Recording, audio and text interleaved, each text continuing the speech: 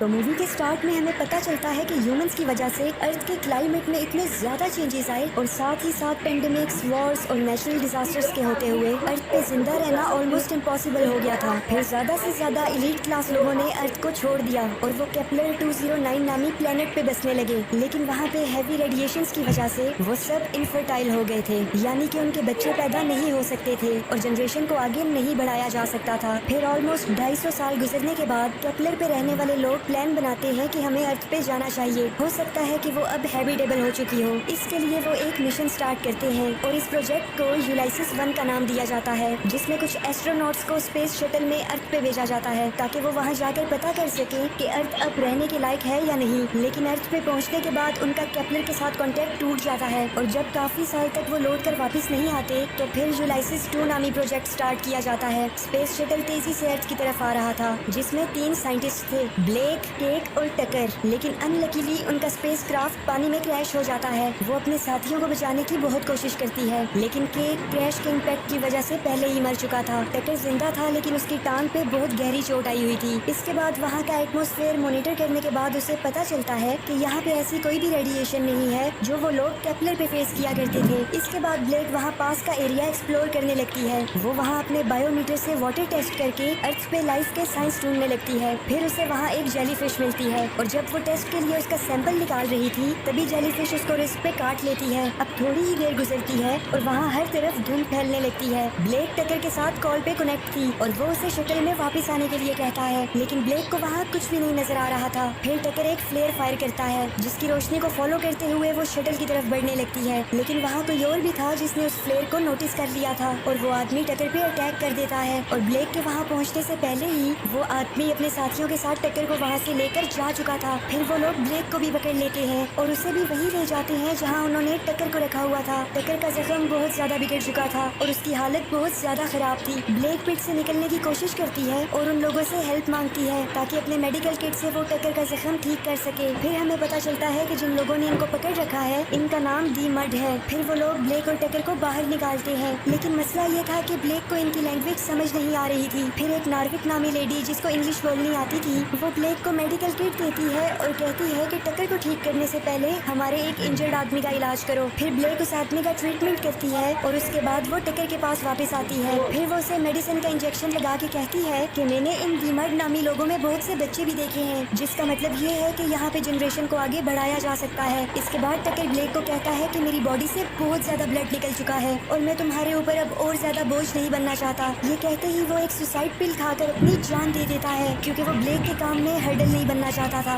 इसके बाद हमें पता चलता है कि इससे पहले वाला जो प्रोजेक्ट था जिसका नाम यूलाइसिस 1 था, उसमें ब्लेक के फादर भी थे और उसके अर्थ पे आने की सबसे बड़ी वजह ये थी कि वो अपने फादर को ढूंढ सके। जब वो अपने फादर के साथ केपलर पे रहती थी तो वो उसे अर्थ की स्टोरी सुनाया करते थे, जिसमें उन्होंने बताया कि मैं जब छोटा सा था तब मैंने बहुत से लोगों के साथ अर्थ से केपलर पे माइग्रेट किया और ब्लेक ये सब बातें इमेजिन कर रही थी। फिर कुछ देर बाद मर्ड के कुछ बच्चे आकर पिट के अंदर ब्लेक पे पानी फेंकते हैं और उस पर बहुत ज्यादा हंसते हैं। लेकिन वहाँ एक माइला नामी बच्ची ब्लेक से बात करना चाहती थी, लेकिन मसला ये था कि उसे ब्लेक की लैंग्वेज नहीं आती थी। अब ब्लेक उसे वॉल पे ड्रॉ करके बताती है कि मैं यहाँ एक दूसरे प्लेनेट से आई हूँ और फिर उससे रिक्वेस्ट करती है कि तुम प्लीज मुझे मेरा रेड बॉक्स ढूंढ दो। फिर थोड़ी देर बाद ब्लेक को पिट के बाहर से चीखों की आवाज आती है और कुछ बच्चे छुपने के लिए पिट में उसके पास आ जाते हैं। फिर वो वहाँ एक होल से देखती है कि दी मर्ड्स पे कुछ लोगों ने अटैक कर दिया है। इसके बाद वो माइला को देखती है जिसके हाथों में रेड बॉक्स था, लेकिन पिट में आए हुए बच्चे बहुत ज्यादा डरे हुए थे और एक बच्चा जोर जोर से रोने लगता है। अब ब्लेक उसके पास आती है और उसे चुप कराने की कोशिश करने लगती है। इसके बाद जब बाहर हालात बेहतर होते हैं तो नार्विका सबको बाहर आने के लिए कहती है और माइला को ढूंढने लगती है, क्योंकि वो उसकी बेटी थी। वो उसे बहुत ज्यादा ढूंढती है, लेकिन माइला उसे वहाँ नहीं मिलती। दरअसल जिन लोगों ने इन पे अटैक किया था वो माइला को अपने साथ ही ले गए थे।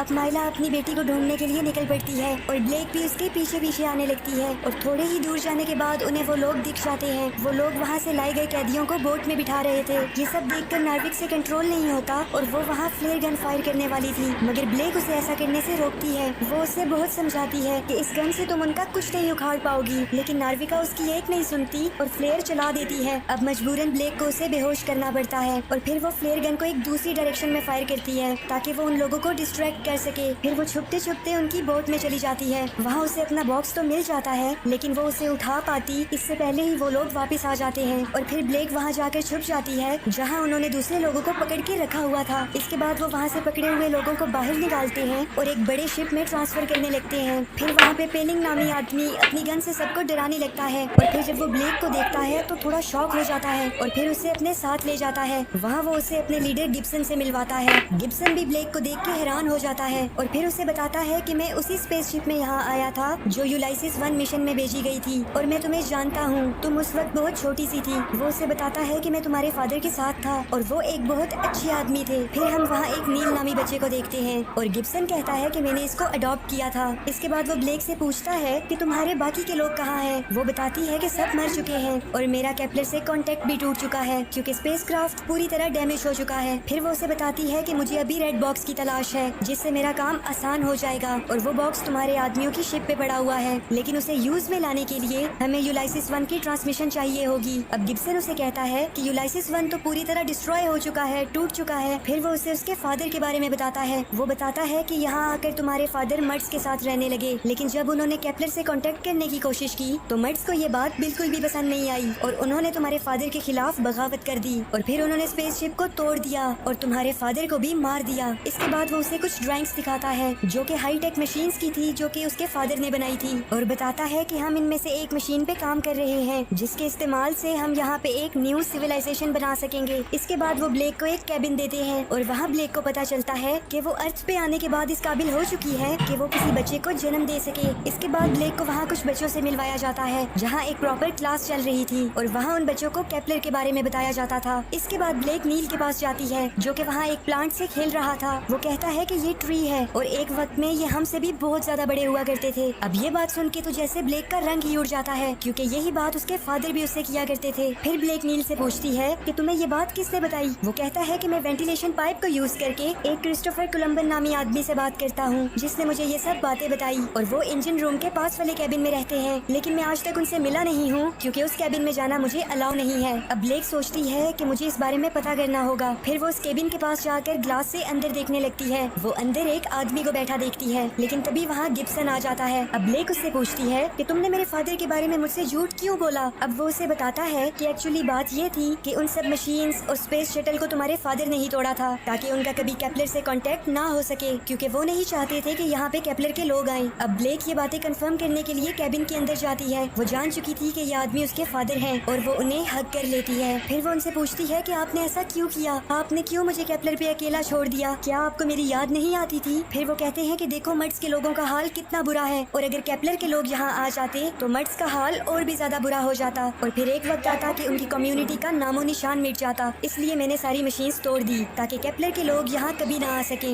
ये सब सुन के ब्लेक थोड़ा गुस्सा हो जाती है और फिर वहाँ से चली जाती है। इसके बाद गिब्सन ब्लेक के पास आके उसे बताता है कि जहाँ पे तुम्हारी स्पेस शटल क्रैश हुई थी वही पास में एक वेदर स्टेशन है जिससे अगर बायोमेट्रिक मशीन को कनेक्ट कर दिया जाए तो केपलर तक सिग्नल्स भेजे जा सकते हैं। फिर रात में डिनर के वक्त नील की मॉम कहती है कि जब नील की बर्थ हुई थी उस टाइम गिब्सन ने हम दोनों की जान बचाई और तब से उसने हमें अडॉप्ट कर लिया। तभी अचानक वहाँ लाइट चली जाती है क्योंकि मर्ड्स के लोगों ने जनरेटर ऑफ कर दिया था और पेलिंग कहता है कि आप सबको किसी सेफ कैबिन में जाके छुपना होगा, लेकिन ब्लेक नीचे चली जाती है और मर्ड्स की लीडर नार्विका उस पे हमला कर देती है और वो यहाँ माइला को ढूंढने के लिए आई थी। फिर ब्लेक उसे अपने साथ उस रूम में लेके जाती है जहाँ पे माइला को रखा गया था, लेकिन वहाँ उसके साथ साथ और भी बहुत सी छोटी छोटी बच्चियाँ थी। तभी वहाँ गिब्सन के लोग आकर नार्विका को पकड़ लेते हैं। फिर ब्लेक गिब्सन से पूछती है कि तुम मर्ड्स के बच्चों को क्यों किडनैप करते हो। अब वो कहता है कि केपलर से यहाँ आने तक 8 साल का वक्त लगता है और वहाँ मौजूद सभी लेडीज की एज 35 ईयर्स से ज्यादा है, यानी यहाँ तक पहुँचने तक वो वैसे ही इनफर्टाइल हो चुकी होंगी। मैं इन बच्चियों को यहाँ इसलिए रख रहा हूँ ताकि जब केपलर के लोग यहाँ आए